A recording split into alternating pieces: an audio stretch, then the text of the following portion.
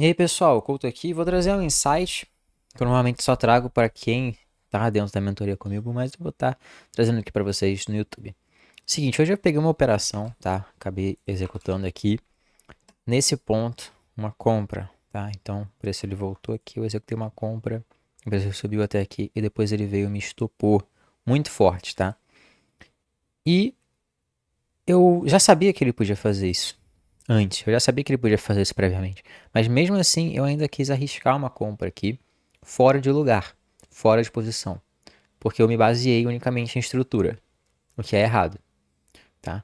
Então vamos lá, vamos passar pelos pontos aqui que eu estou observando esse Euro USD e eu ainda acredito que ele vai subir, mas o principal fator mais que eu estava levando em consideração é que pelo H1 a gente está num buy model, a gente tem esses alvos aqui em cima do nosso buy model, o nosso market maker buy model, tá vendo esse V?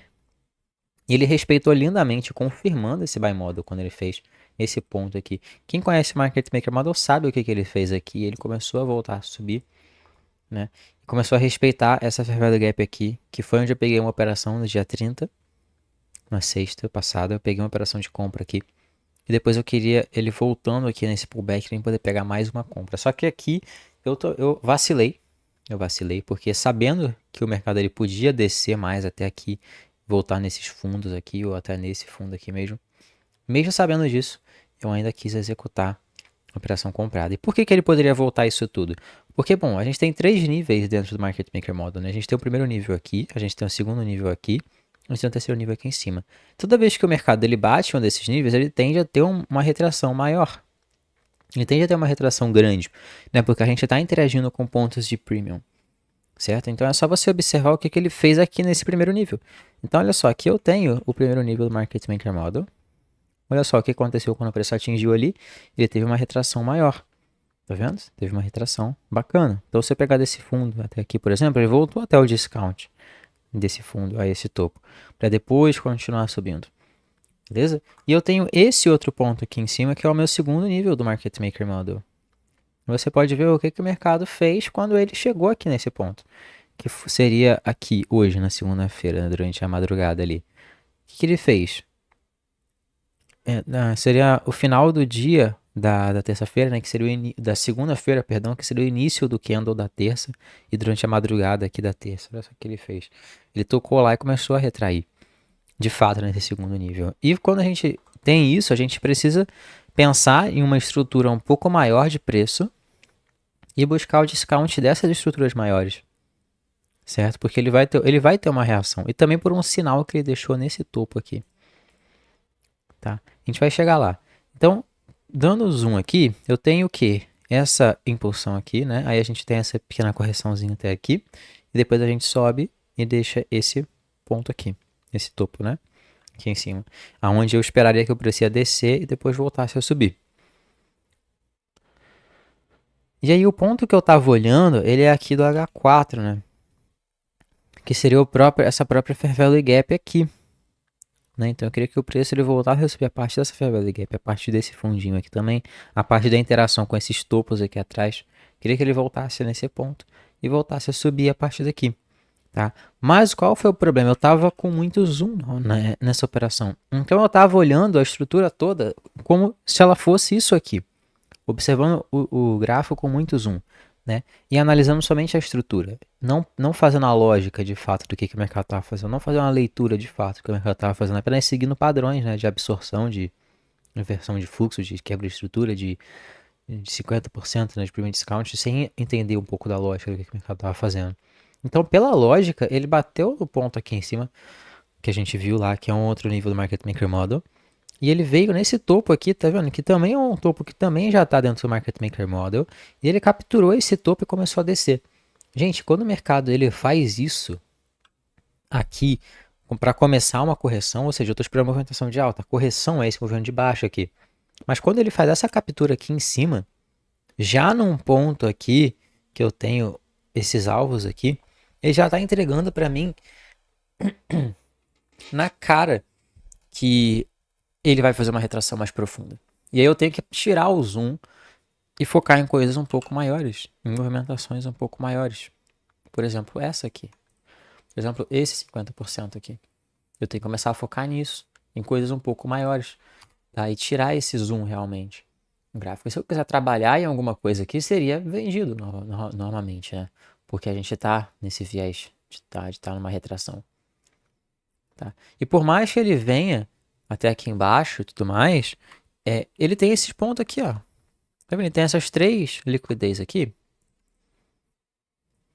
aonde ele pode voltar aqui nesse ponto para poder capturar, digamos assim, para poder buscar esses pontos, de fato. Então ele tem ainda o porquê descer até aqui, até esses fundos, para poder rejeitar esses fundos. Olha só como é que ele faz uma curvinha aqui, ó, de liquidez, tá vendo?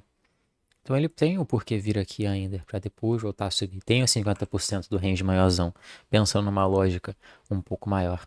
Mas eu fiquei um pouco nesse desespero de comprar também por causa do tempo gráfico diário, né?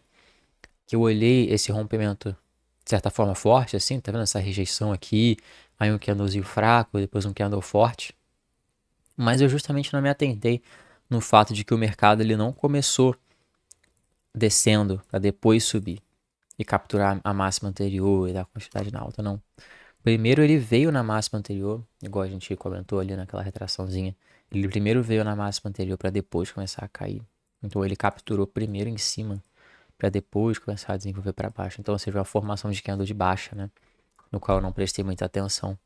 Então esse foi o meu erro pro dia de hoje. Esse foi o meu vacilo aí do LSD em ficar com muito zoom, né? E eu cheguei até a observar 1 minuto, coisa que eu não faço faz muito tempo. Mas assim, foi um certo vacilo, mas tudo bem. A gente dá continuidade, tá?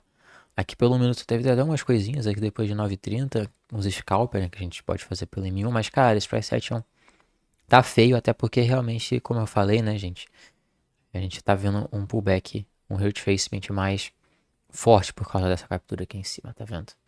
E eu fiquei muito enviesado também nessa projeção aqui, certo?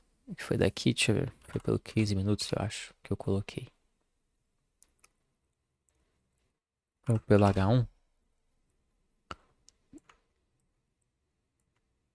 Então, aqui eu fiquei muito enviesado nesse ponto aqui de retração, né, para o preço bater aqui e começar a subir de novo por causa dessa projeção, tá? Eu fiquei muito enviesado nisso.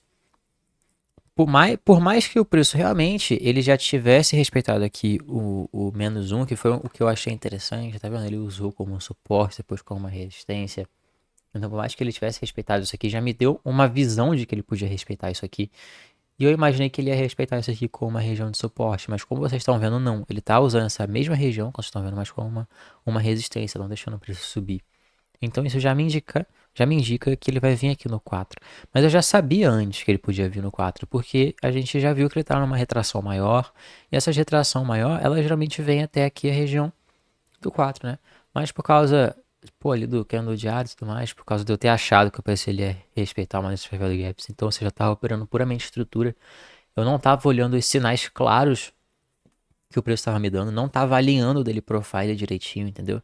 Eu fiz um alinhamento daily profile ali bem cagado, né? Que é a parte de lógica. O mercado não é só seguir padrão, entendeu? Não é só estrutura, é lógica. E eu, cara, ignorei a parte da lógica. E foi por isso que eu perdi. O meu modelo, ele não deu loss hoje, simplesmente porque ele não deu entrada. O loss meu foi a parte do meu comportamento. Eu vacilei, entendeu? Eu acabei operando quando não era para operar, sem as confirmações que eu queria. Então esse foi o meu erro. Mas é isso, gente. Fica de aprendizado essa operação. E eu vou deixá-la pública no meu canal, para vocês poderem tirar aprendizados também.